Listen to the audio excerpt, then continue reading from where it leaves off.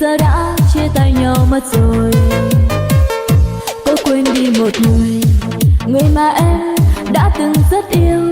Phải làm sao đây để được nâng niu, yêu nhau bao lâu nhưng anh còn chưa hiểu.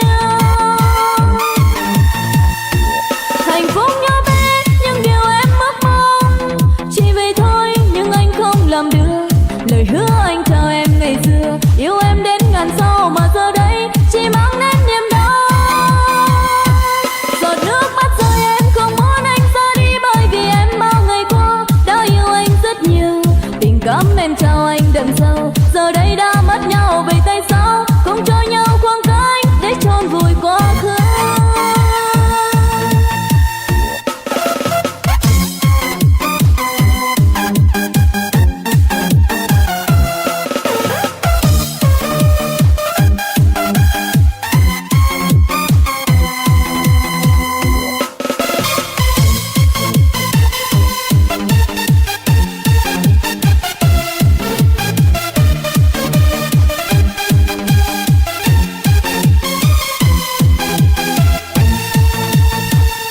Chia tay ai không buồn, chỉ là do em cố kìm nén thôi. Lệ rơi ướt bờ môi, vì giờ đã chia tay nhau mất rồi.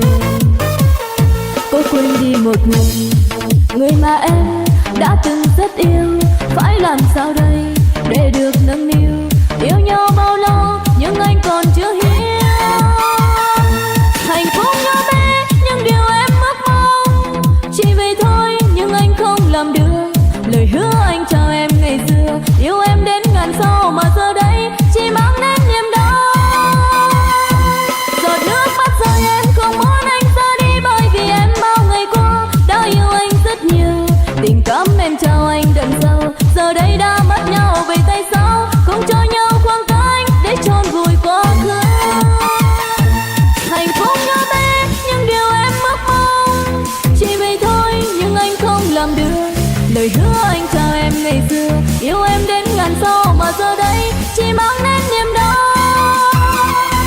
Giọt nước mắt rơi em không muốn anh ra đi, bởi vì em bao ngày qua đã yêu anh rất nhiều. Tình cảm em trao anh đậm sâu,